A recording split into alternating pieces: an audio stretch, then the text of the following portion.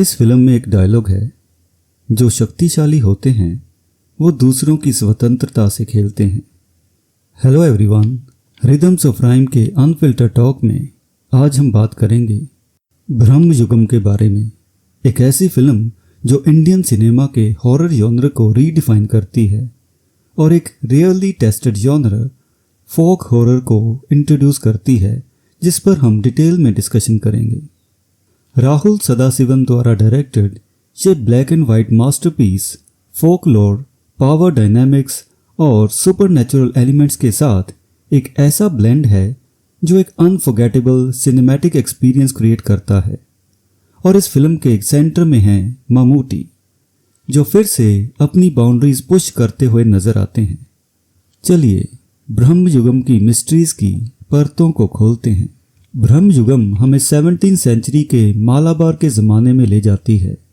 एक ऐसा time period जो मिथ, कास्ट पॉलिटिक्स और सुपरस्टिशन से भरा हुआ है। इस स्टोरी के कोर में हैं थेवन यानी अर्जुन अशोकन, एक लोअर कास्ट फोक सिंगर जो एक बहुत बड़े और डार्क सीक्रेट से भरे हुए माना या मैंशन में शरण लेता है, जिसका मालिक एक एनिग्मेटिक कोडमपोट्टी यानी मामूटी है। पर यह एक टिपिकल हॉन्टेड हाउस स्टोरी नहीं है। ये माना निराशा से भरने वाला एक ब्लैक होल है जहां समय रुक जाता है, शैडोज में सीक्रेट्स छुपे हैं और फ्रीडम एक क्रूअल इल्यूजन बन जाती है, जहां विजिटर्स को यहां रहने की आज़ादी तो है, पर तब तक जब तक वो यहां से निकलने का फैसला नहीं कर लेते।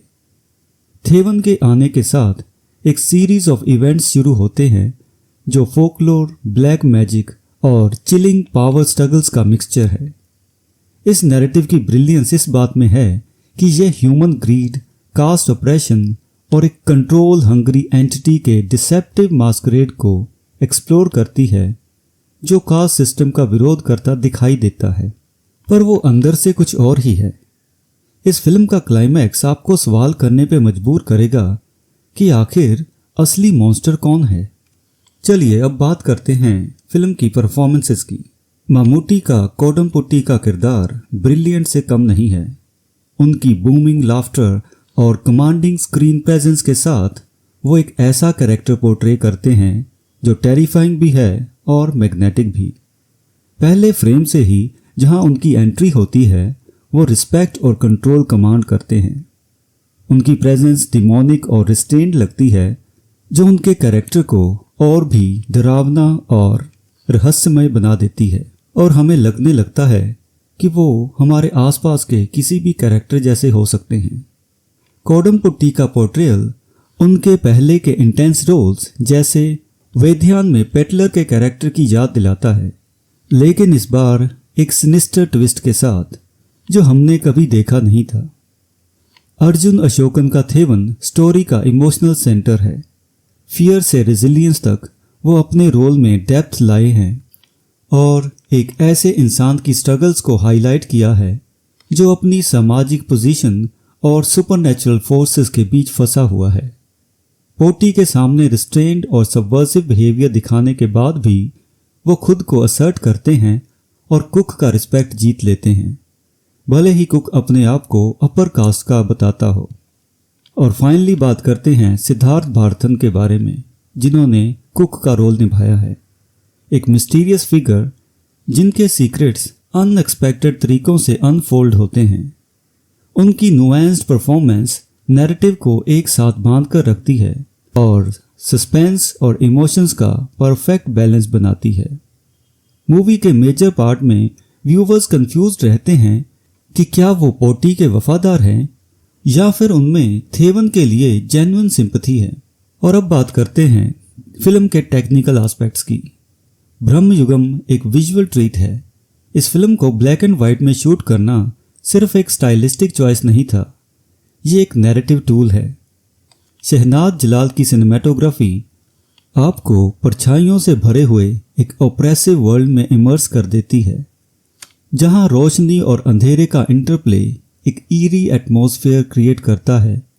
कलर्स जो एक सीन की सेटिंग को इल्यूमिनेट कर सकते थे, उन्हें हटाकर ब्लैक एंड वाइट मीडियम एक ऐसी मिस्ट्री क्रिएट करता है जो किसी और मीडियम में पॉसिबल नहीं होती। क्रिस्टो जेवियर का म्यूजिक एक स्टैंडिंग ओवेशन डिजर्व करता है। हॉन्टिंग बैकग्राउंड स्कोर्स से लेकर टेंडर मेलोडीज तक हर नोट स्टोरी टेलिंग को एलिवेट करता है। और साउंड डिज़ाइन को भूलना नहीं चाहिए।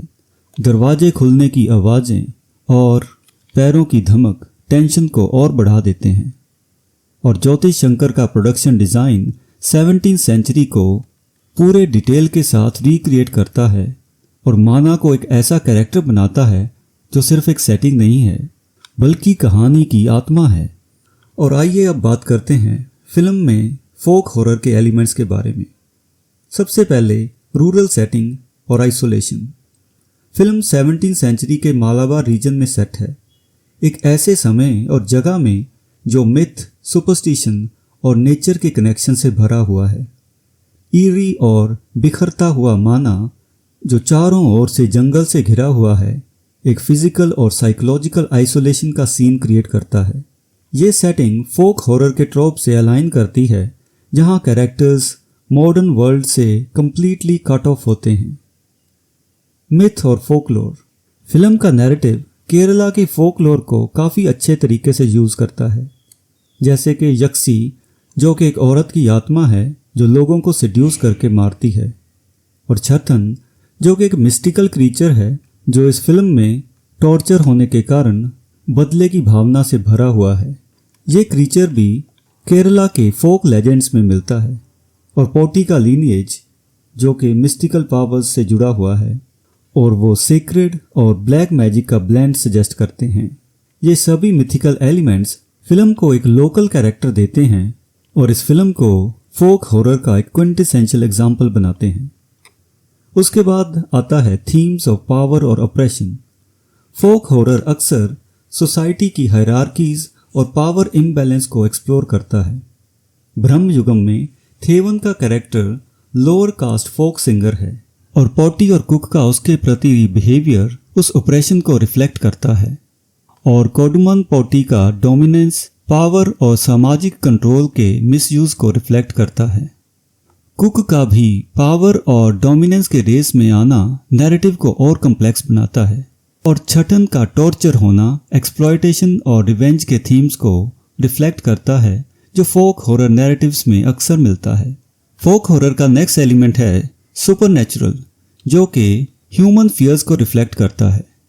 छतन और यक्षी जैसे कैरेक्टर्स टेरिफाइंग तो हैं ही, लेकिन असली हॉरर ह्यूमन एक्शंस में है, जिसमें लालच, पावर की भूख और धोखा हमें साफ दिखाई देता है।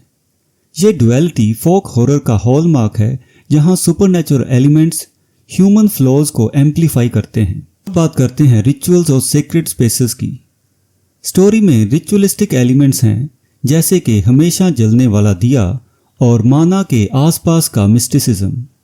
माना खुद एक सीक्रेट और कर्स्ड स्पेस है जो अनफोल्डिंग हॉरर का सेंट्रल पॉइंट बन जाता है। और क्लाइमेक्स में तो ये कैरेक्टर्स के साथ छतन के माइंड गेम्स खेलने का डिवाइस भी बन जाता है। और इस फिल्म में फोक हॉरर का जो लास्ट एलिमेंट्स हम देख सकते हैं वो है साइकोलॉजिकल टेरर। फिल्म ट्रैप होने का साइकोलॉजिकल इफेक्ट, टाइम के लॉस और आइडेंटिटी के इरोजन को एक्सप्लोर करती है। ये एग्जिस्टेंशियल थीम्स फिजिकल और सुपरनैचुरल हॉरर से आगे जाकर नैरेटिव को कम्प्लेक्स बनाते हैं, जो फोक हॉरर का कॉमन ट्रेट है। तो फाइनली हम ये कह सकते हैं कि राहुल सदाशिवन ने एक ऐसी फिल्म क्राफ्ट की है जो हॉन्टिंग भी है और थॉट प्रोवोकिंग भी। और मामूटी, वो बार बार साबित करते हैं कि वो अपने समय के सबसे ग्रेट एक्टर्स में से एक हैं। ब्रह्म युगम के बारे में अपने विचार आप कमेंट्स में शेयर कर सकते हैं।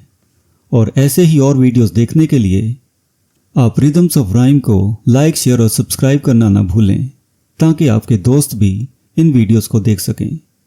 And until next time, goodbye and thank you.